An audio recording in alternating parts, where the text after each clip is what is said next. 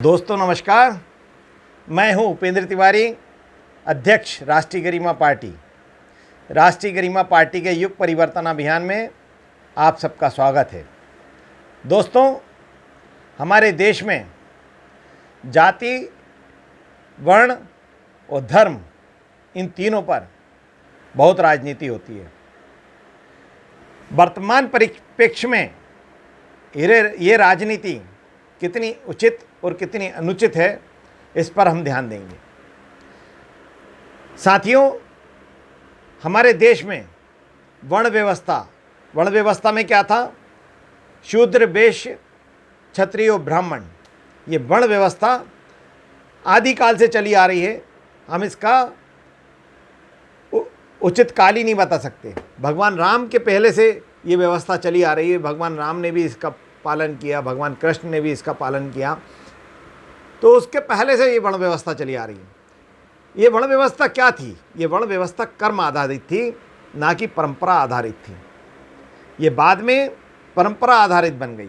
वो कैसे बन गई, इस पे भी हम बाद में बात करेंगे, लेकिन हम पहले वर्ण व्यवस्था को समझते हैं कि वर्ण व्यवस्था थी क्या। वर्ण व्यवस्था कर्म आधारित थी। जिस प्रकार आज शासकीय व्यवस्था में कर्म के आधार पे पद दिए गए हैं। सबसे छोटा पद चपरासी का है, उससे बड़ा पद लिपिक का है, उससे बड़ा पद सुपरिंटेंडेंट का है, उससे बड़ा पद अधिकारी का, ऑफिसर का है। इसी प्रकार वर्ण व्यवस्था थी।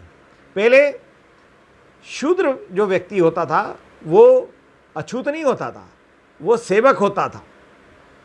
सेवा जो देता था छोटे छोटे कामों की, जैसे खाना बनाना है, घर की सफाई करना है, ये जो सेवा थी, ये सेवक के सारे कार्य शूद्र के हाथ में थे। शूद्र जो होता था वो कम पढ़ा लिखा, कम समझदार प्रकृति का व्यक्ति होता था। उससे ऊपर था वैश्य। वैश्य राज्य की व्यापारिक व्यवस्था को देखता था। राज्य में सामान का क्रय विक्रय, आदान प्रदान व्यापारी द्वारा किया जाता था। सारी व्यापारिक व्यवस्था वैश्यों के हाथ में थी। जो व्यापार के क्षेत्र में होता था वो वैश्य कहलाता था। उसके ऊपर थी क्षत्रिय व्यवस्था। क्षत्रिय इन दोनों व्यवस्था से ऊपर था। वो व्यापार के अलावा शस्त्र चलाना जानता था। जो आज हमारी फौज है, वो फौज वाला काम क्षत्रिय के हाथ में था उस समय। इससे ऊपर थी ब्राह्मण व्यवस्था। ब्राह्मण, शूद्र, वैश्य और क्षत्रिय, इन तीनों के काम तो जानते ही जानता था। इसके अलावा वो शास्त्र का ज्ञान रखता था। राज्य धर्म क्या है? राज्य धर्म में किस प्रकार से राज्य का संचालन होना चाहिए, जिसमें किसी का शोषण ना हो, किसी के ऊपर अत्याचार ना हो, राज्य की सारी व्यवस्थाएं सुचारू रूप से चलें, कोई भी व्यक्ति एक दूसरे के अधिकारों का हनन ना करे। ये सब व्यवस्थाएं किस तरीके से चलेंगी, वे सब शास्त्रों के ऊपर आधारित थी और उन शास्त्रों का ज्ञान ब्राह्मण को हुआ करता था। तो ब्राह्मण के निर्देश पे पूरे राज्य का संचालन राजा के द्वारा किया जाता था। यहाँ कहीं भी ये चीज़ें परंपरागत नहीं थी। किसी ब्राह्मण के घर में शूद्र पैदा हो सकता था और शूद्र के घर में ब्राह्मण पैदा हो सकता था। और ये अपग्रेडेड कंडीशन का ही रूप, जैसे आज हम अपग्रेड होता है आदमी काम के अनुसार, ऐसे पहले भी हो सकता था। शूद्र भी ब्राह्मण तक पहुंच सकता था अपने कर्मों के आधार पर। वे यदि वैश्य का काम समझ के, क्षत्रिय का काम शस्त्र चलाने का काम समझ के शास्त्र का अगर ज्ञान ले लेता था, तो वो भी ब्राह्मण की पदवी तक पहुंच सकता था। उसमें कहीं ऐसा नहीं था कि ब्राह्मण का बच्चा ही ब्राह्मण की पदवी प्राप्त करेगा। लेकिन जिस प्रकार, जैसे आज कोई व्यक्ति चिकित्सा के क्षेत्र में है तो उसका बच्चा चिकित्सा के क्षेत्र में आ जाता है, क्योंकि उसके लिए वह क्षेत्र आसान हो जाता है, क्योंकि वह बचपन से उस क्षेत्र को देख रहा होता है। ऐसे ही कोई व्यक्ति वकालत के क्षेत्र में है तो उसका बच्चा भी वकालत के क्षेत्र में आ जाता है। जज साहब का बच्चा जज साहब न्यायपालिका के क्षेत्र में चला जाता है।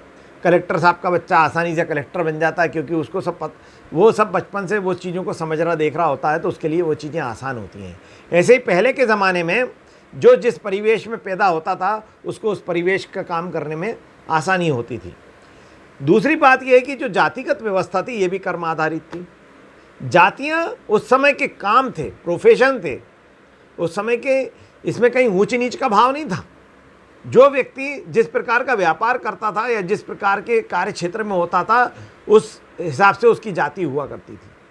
जैसे कुम्हार है तो हम समझ जाते हैं कि भैया ये व्यक्ति मिट्टी से बर्तन बनाने वाला काम करता है, तो कुम्हार एक बढ़िया इंजीनियर भी होता था। अगर कोई व्यक्ति धोबी है तो हम समझ जाते थे ये व्यक्ति कपड़ों से संबंधित सारा काम जानता है।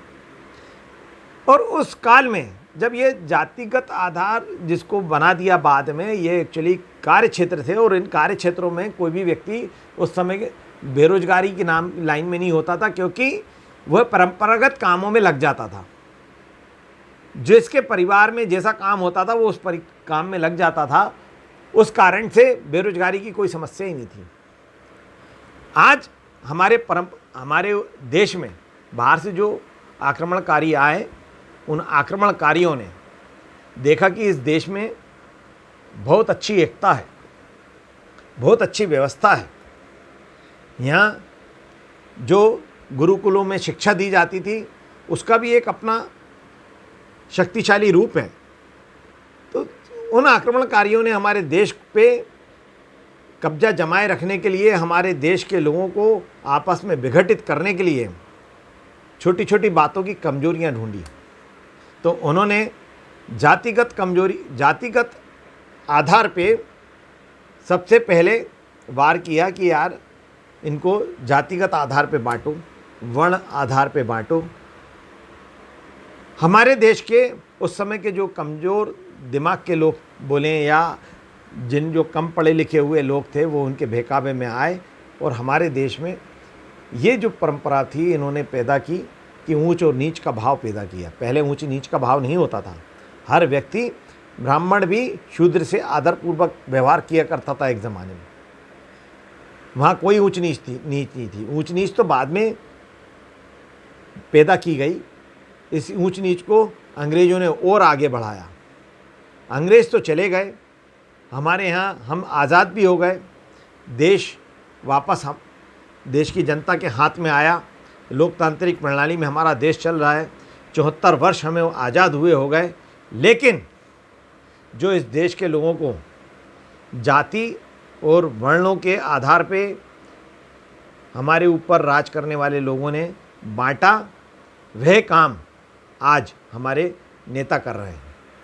जो जाति और धर्म के आधार पे राजनीति हो रही है, ये हमारे देश में एकता का भाव पैदा करने में एक बहुत बड़ी रुकावट है। दोस्तों, ये भारत देश हमारा अपना देश है। इसकी संस्कृति हमारी अपनी संस्कृति है। इसके शास्त्र अद्भुत शास्त्र हैं।